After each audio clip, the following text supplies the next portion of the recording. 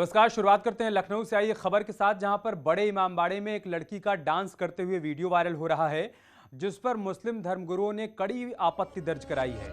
धर्मगुरुओं ने मामले की शिकायत डीएम से की है। उन्होंने कहा है कि ऐसी घटनाओं से देश की संस्कृति को नुकसान होता है।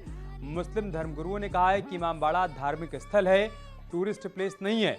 अब लड़की के डांस का वीडियो सोशल मीडिया पर वायरल हो रहा है।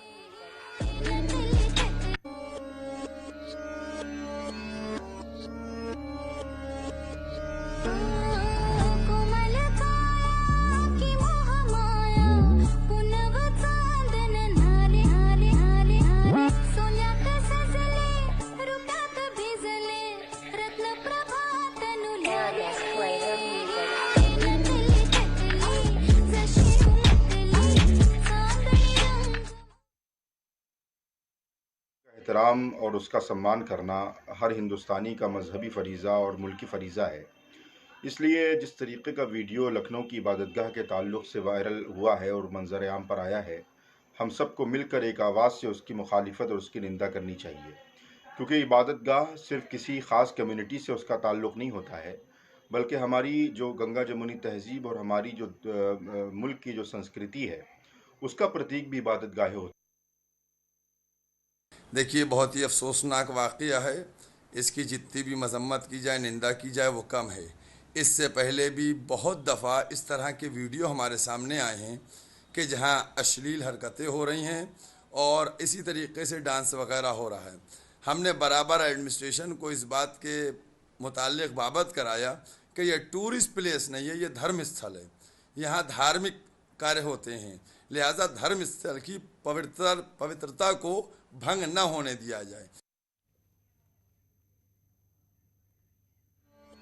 तो लखनऊ की तस्वीरें आप देख पा रहे हैं। ये लड़की इमामबाड़े में डांस कर रही है और इस पर मुस्लिम धर्मगुरुओं ने अपनी आपत्ति दर्ज कराई है। लखनऊ से हमारे सहयोगी मोहम्मद शबाब इस वक्त हमारे साथ जुड़ चुके हैं। शबाब, इस वीडियो के बारे में क्या जानकारी है? वीडियो में जो लड़की दिख रही है उसके बारे में क्या जानकारी है? और मुस्लिम धर्मगुरुओं की तरफ से डीएम को जो शिकायत दी गई है, शिकायती पत्र दिया गया है, उस पर एक्शन क्या लिया जा रहा है? और देखिए, इस वीडियो के बारे में तो अभी बहुत ज्यादा कुछ जानकारी नहीं हाथ लग पाई है। इस पर वीडियो को ट्रेस किया जा रहा है, क्योंकि इस वीडियो में जो लड़की डांस भी कर रही है उसने अपने आप को पूरी तरीके से कवर कर रखा है, मास्क पहन रखा है, इवन उसकी उंगलियां तक नहीं दिख रही हैं, इतना बड़ा उन्होंने कॉस्ट्यूम पहन रखा है। तो लड़की के बारे में और इस वीडियो के बारे में तो अभी बहुत ज्यादा कुछ जानकारी हाथ नहीं लग पाई है, लेकिन ये जो वीडियो का बैकग्राउंड है वो इमामबाड़े के अंदर का है, ये बात क्लियर है। क्योंकि इस समय इमामबाड़ा जो है वो टूरिस्टों के लिए बंद है, क्योंकि इस समय चेहल्लुम का वक्त चल रहा है। मुहर्रम के बाद चेहल्लुम के समय में इमामबाड़ों में बड़ी ताजियेदारी होती है, और चूंकि सरकार का कोविड का गाइडलाइन है, इसलिए इन इमामबाड़ों में बहुत ज्यादा भीड़ नहीं है, वरना आम दिनों में तो यहाँ पांव रखने की जगह नहीं हो पाती। चूंकि वीडियो इमामबाड़े के अंदर का है और आज ही ये वीडियो अचानक वायरल हुआ है, जिसके बाद से जो धर्मगुरु हैं उन्होंने बड़ी आपत्ति दर्ज कराई है। असल में ये सारे इमामबाड़े और ये तमाम जो दूसरी जगहें हैं, ये हुसैनाबाद ट्रस्ट का रख रखाव करना इनका जिम्मा होता है, और हुसैनाबाद ट्रस्ट का जो चेयरमैन होता है वो डीएम खुद होता है। तो यानी कि डीएम के ही कंधों पर इन सारी चीजों की, सारी इमारतों की जिम्मेदारियां होती हैं रख रखाव की। तो जो ठीक है शबाब, बहुत शुक्रिया आपका हमारे साथ जुड़ने के लिए और जानकारी हम तक पहुंचाने के लिए। और अब खबर बरेली से है। जिन लोगों ने सरकारी जमीनों पर कब्जे कर रखे हैं, उन जगहों को कब्जा मुक्त अब करवाया जा रहा है। ताज़ा मामला बरेली के करगैना का है, जहां पर बीडीए ने 10 करोड़ रुपए की सीलिंग की जमीन को कब्जा मुक्त करवाया। सीलिंग की 3770 वर्ग मीटर जमीन पर 10 दुकानों का निर्माण करवाया गया था, जिस पर बुलडोजर चलाकर उन्हें ध्वस्त कर दिया गया है। हालांकि इस दौरान बीडीए का स्थानीय लोगों के साथ विरोध का सामना भी उनको करना पड़ा। करीब 10 दुकानों को जेसीबी से ध्वस्त किया गया है। कार्रवाई के दौरान कुछ लोग यहां पर रोते हुए नजर आए। देखिए, ये सीलिंग की ज़मीन है और ये 256 मिलीजूला नंबर है, जिसमें 3770 स्क्वायर मीटर जगह बरेली विकास प्राधिकरण को सीलिंग विभाग से मिली हुई थी। लेकिन इस पर जो बहनामे थे वो किसी अन्य जगह के थे, और लोगों ने यहाँ पर उन्हीं बहनामों के आधार पर अपनी मार्केट बना ली थी। इसकी हम लोगों ने अपने लैंड डिपार्टमेंट के द्वारा इसकी जांच कराई। स्थानीय लेखपाल से भी हम लोगों ने इसमें रिपोर्ट लगवाई। यह जो ज़मीन है 3770 स्क्वायर मीटर सीलिंग की ज़मीन है, जो बरेली विकास प्राधिकरण की है। उसी के तहत आज वो कार्रवाई की गई है और इस ज़मीन को चिन्हीकृत करके आज हम लोग इसमें बाउंड्री और अपना बोर्ड भी लगवाएंगे। साल ले भी हुई हमें कल नोटिस मिलो आज हमारे खसम लग गो हमारे साहब बैनामा हमारो है कतौनी में नाम हमारे बैनामा के द्वारा पर हमारे पे जो हमें पता ना चले हमें मारो हमारी जन्म जिंदगी कमाई जल उठेगी हम। दो तस्वीरें हम आपको बरेली की दिखा रहे हैं जहां पर एक तरफ ध्वस्तीकरण की कार्रवाई की जा रही है, दूसरी तरफ वो तमाम लोग रो रहे हैं, बिलख रहे हैं जिन्होंने इन ज़मीनों पर निर्माण कर रखा था। प्रशासन का कहना है कि सीलिंग की ज़मीन थी जिस पर अवैध तरीके से निर्माण कार्य किया गया था, लिहाजा कई बार नोटिस देने के बाद आज यहाँ पर इन इमारतों को ध्वस्त किया गया है, ज़मींदोज़ किया गया है। और दूसरी तस्वीर में आपको तमाम लोग रोते बिलखते हुए दिखाई पड़ रहे हैं। इन लोगों का ये कहना है कि कई वर्षों से इन लोगों ने यहाँ पर अपना निर्माण बना रखा था, पूंजी लगाकर यहाँ पर उन्होंने दुकान बनाई थी, फिलहाल उसे ध्वस्त कर दिया गया है। हरीश हमारे सहयोगी बरेली से हमारे साथ जुड़ चुके हैं। हरीश, क्या जानकारी है इस कार्रवाई के बारे में? देखिए अमित, अगर जिस तरीके से लगातार बीडीए कार्रवाई कर रहा है अवैध ध्वस्तीकरण पर, उसी के तहत आज फिर कार्रवाई की गई है। और बीडीए उपाध्यक्ष का साफ तौर पर कहना है कि सरकारी जमीन पर जो लोग कब्जा कर रहे हैं उनको पहले नोटिस दिया गया और उसके बाद आज उनको डेमोलिश कर दिया गया। तो निश्चित तौर पर पहले चेतावनी दी गई और उसके बाद अब उनको ध्वस्तीकरण कर दिया गया। और साथ में जोगिंदर कुमार जो यहाँ बीडीए के उपाध्यक्ष है, उनका ये भी कहना है कि अवैध कब्जा करने वालों के खिलाफ मुकदमा भी दर्ज कर लिया गया है। तो अभी जो ध्वस्तीकरण पुलिस के द्वारा और प्रशासन के द्वारा किया गया है, इसमें करीब 10 करोड़ की ऐसी संपत्ति है जो सरकारी थी और जिन पर लोगों ने गलत तरीके से बैनामा करके लोगों को बेच दी थी। हालांकि ऐसे लोगों का नुकसान जरूर हुआ है जिन्होंने गलत लोगों से संपत्ति को खरीद लिया और अपनी जमा पूंजी उस पर लगा ली थी। जी शुक्रिया हरीश, आपका हमारे साथ जुड़ने के लिए और जानकारी हम तक पहुंचाने के लिए।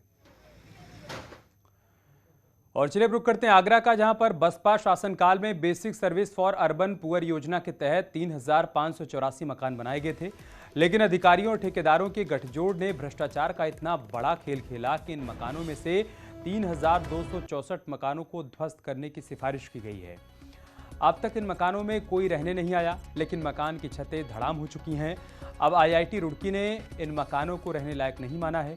न्यूज़ 18 की टीम जब ज़मीनी पड़ताल के लिए यहाँ पर पहुंची तब सच सामने आ गया। हज़ारों मकानों को भ्रष्टाचार का दीमक खा चुका है।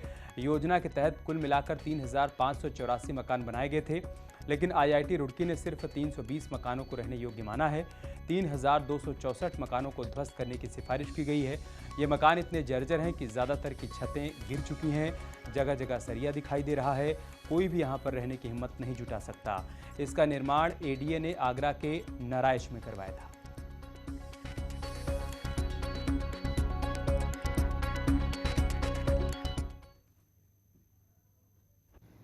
नारायज में 2008 में मकान बने थे, जिसमें कुल 3584 मकान बनने थे और 3584 मकान में से 2 कैटेगरी अभी IIT रुड़की के द्वारा डिसाइड की गई है, क्योंकि हमने जांच कराई थी कि रहने योग्य नहीं है। कई बार रिपोर्ट आई, वहाँ दरारें आ गई थी, क्योंकि वो लो फ्लड जोन के अंदर पूरा का पूरा एरिया पड़ता है। तो 3540 के अंदर कुल 320 मकान ऐसे हैं जो मॉडरेट कैटेगरी में हैं, अर्थात कोई थोड़ा सा रिपेयरिंग से ठीक हो सकते हैं, और बाकी जो 3264 मकान हैं वो सीवियर कैटेगरी में। और जो सीवियर कैटेगरी में है उसमें IIT रुड़की ने बोला है कि आप एक एस्टिमेशन बनाइए, यदि जो एस्टिमेट है वो ज़्यादा आएगा रिपेयर का, तब तो आप उनको आगे की फर्दर कार्रवाई करिएगा, ध्वस्तीकरण या अन्य जो भी कार्रवाई है।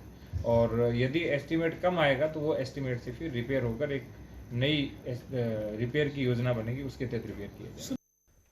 उत्तर प्रदेश में जब सत्ता पर मायावती विराजमान थी तो BSUP योजना के तहत एक बड़ी योजना लॉन्च की गई थी आगरा में और हजारों की संख्या में मकान बनाए गए थे।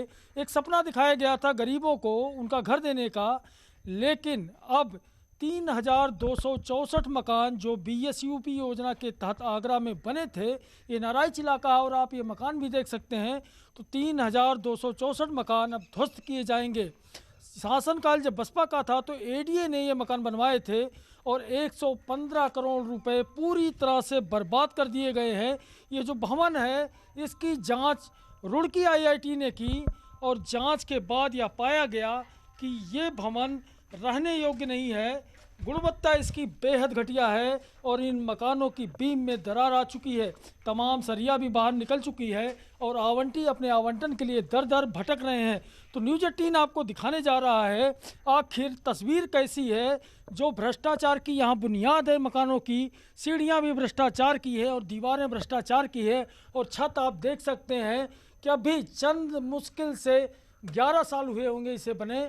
आवंटन जिसका हुआ कुछ लोगों का हुआ भी नहीं, कोई रहने नहीं आया। कारण साफ है, आप देखिए अभी से ये छतों के हाल ये हो गया है। चूँकि सरकार योगी की है तो लोग यही उम्मीद कर रहे हैं कि कार्रवाई कठोर होगी ताकि लोग याद रखें और इस तरह का भ्रष्टाचार न हो सके। कैमरामैन बंटी के साथ हिमांशु त्रिपाठी, न्यूज़ 18 आगरा। और अब खबर गोंडा से, जहां पर खरगूपुर थाना क्षेत्र के देवरिया कला गांव में पारिवारिक कलह के चलते मां और उसकी 2 बेटियों की हत्या कर दी गई। पारिवारिक कलह के चलते कौशल्या देवी और 2 बेटियों जानवी और ज्ञानवी की हत्या कर दी गई।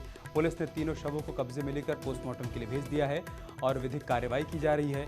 हत्या के आरोप में महिला के पति ओम प्रकाश तिवारी को गिरफ्तार किया गया है, उससे पूछताछ की जा रही है।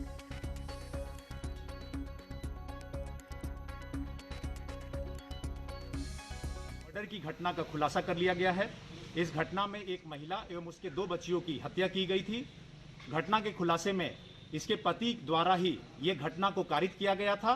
कल रात्रि में पत्नी के साथ अनबन होने के बाद में पति ने इस घटना को कारित किया है। घटना को तुरंत खुलासा यहाँ पे कर लिया गया है। पति को हिरासत में ले लिया गया है एवं अन्य जो वैधानिक कार्रवाई है गिरफ्तार करके जेल भेजने की। तो पुलिस अब पूरे मामले की जांच पड़ताल कर रही है, लेकिन पुलिस का कहना है कि इस वारदात को पति ने ही अंजाम दिया, जिसे गिरफ्तार किया गया और पूछताछ में उसने अपना गुनाह कबूल कर लिया है। पारिवारिक कलह के चलते उसने अपनी पत्नी और 2 बेटियों की जघन्य हत्या कर दी, मौके से फरार हो गया था। पुलिस मौका वारदात पर पहुंची, जांच पड़ताल की गई और उसके बाद आरोपी पति को गिरफ्तार किया गया है, उससे अब पूछताछ की जा रही है। शुरुआती पूछताछ में उसने अपना गुनाह कबूल कर लिया है। उसने कहा है कि पत्नी के साथ उसकी बन नहीं रही थी और अनबन के चलते ही उसने पत्नी और फिर दोनों बेटियों की हत्या कर दी और मौके से फरार हो गया था। गोंडा से देवमणि हमारे साथ जुड़ चुके हैं। देवमणि, क्या जानकारी है पूरी घटना के बारे में? देखिए, ये खरगूपुर थाना क्षेत्र का ये देवरिया कला गांव है, जहां पर पारिवारिक कला के चलते एक पति ने ही अपने पत्नी जो कि 26 साल की कौशल्या और अपनी बेटी की निर्मम हत्या कर दी है। बेटियों की उम्र लगभग 1 साल और 6 साल बताई जा रही है। जानवी और ज्ञानवी बताया जा रहा है। पुलिस से हमारी बातचीत हुई और जो कबूलनामा जो आरोपी पति ने जो कबूल किया है, उसका ये कहना है कि उसकी पारिवारिक अनबन चल रही थी, कला चल रही थी, जिसके चलते देर रात उसने पहले पत्नी का गला दबाया, उसके बाद दोनों बच्चियों की गला दबाकर हत्या कर दी। ऐसे में पुलिस ने आरोपी जो है वो ओम प्रकाश तिवारी को गिरफ्तार कर लिया है। और ठीक है, बहुत शुक्रिया आपका हमारे साथ जुड़ने के लिए और जानकारी हम तक पहुंचाने के लिए।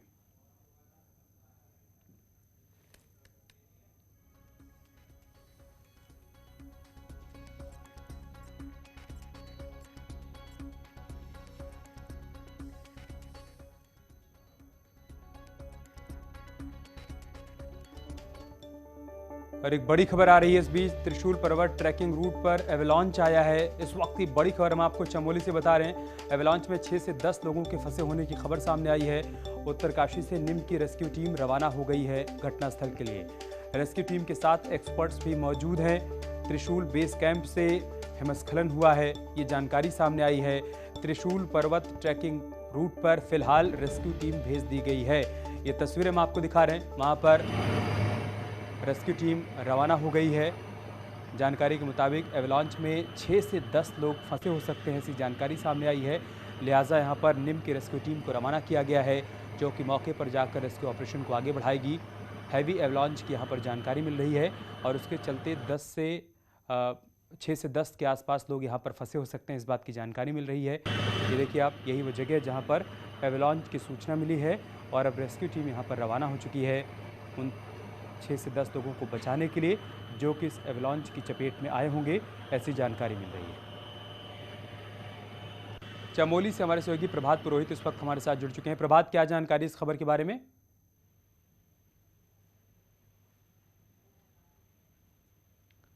प्रभात, आपको आवाज मिल पा रही है? जी जी। इस बड़ी खबर के बारे में क्या जानकारी है आपके पास? जी, आपको बताना चाहूंगा, जो त्रिशूली पर्वत पर जो ट्रैकिंग दल जो आज सुबह जो 5 बजे जिस तरीके से जो वहां पर ग्लेशियर टूटने की जो घटना हुई है उसमें जो है कुल 6 लोग जो हैं इस घटना में जो है मिसिंग बताए गए हैं, और जिसमें कि 5 जो ट्रैकिंग दल के लोग हैं और साथ में एक पोर्टर जो है, 6 लोग, कुल 6 लोग इसमें जो है अब तक लापता है। एनआईएम की टीम के द्वारा सर्च एंड रेस्क्यू जारी है। हालांकि मौसम खराब होने के चलते जो एनआईएम की टीम उत्तरकाशी से हेली के जरिए त्रिशूली पर्वत के लिए रवाना हुई थी, वो मौसम खराब होने के चलते अब जोशीमठ वापस आ चुकी है और जोशीमठ में अभी मौसम खुलने का इंतजार कर रहा है। और जैसी मौसम खुलता है तो फिर उसके बाद टीम यहाँ से रेस्क्यू के लिए रवाना होगी। एनआईएम के जो प्रिंसिपल है, साथ में 2 और जो इंस्पेक्टर है, 3 लोगों की कुल टीम है जो कि सबसे पहले रेकी के लिए निकली थी, लेकिन खराब मौसम के चलते। शुक्रिया आपका हमारे साथ जुड़ने के लिए और जानकारी हम तक पहुंचाने के लिए। यार रुक रहे एक छोटे से ब्रेक के लिए, जल्द लौटेंगे कुछ और खबरों के साथ।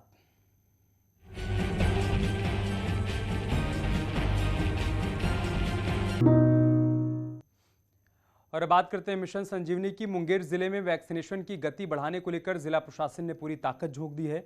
बीते सोमवार से शुरू किए गए अभियान के तहत स्वास्थ्य विभाग की टीम ने एक तरफ जहां जिले में कई जगहों पर टीकाकरण अभियान चलाया, तो वहीं गांधी जयंती के मौके पर एक बार फिर से नए सिरे से पूरे जिले में वैक्सीनेशन कैंप लगाने की योजना है।